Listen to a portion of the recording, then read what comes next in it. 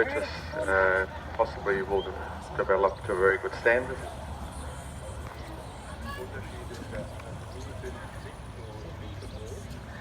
The differences between each bitch is not that major, slightly small differences between each other.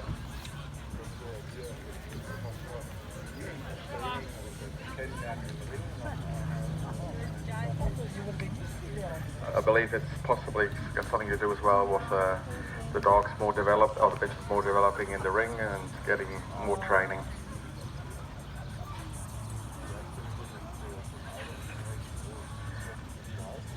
The first bitch, age considering strong, substantial and large. Very good expression, very good head. Very well developed overall. Shows very good movement.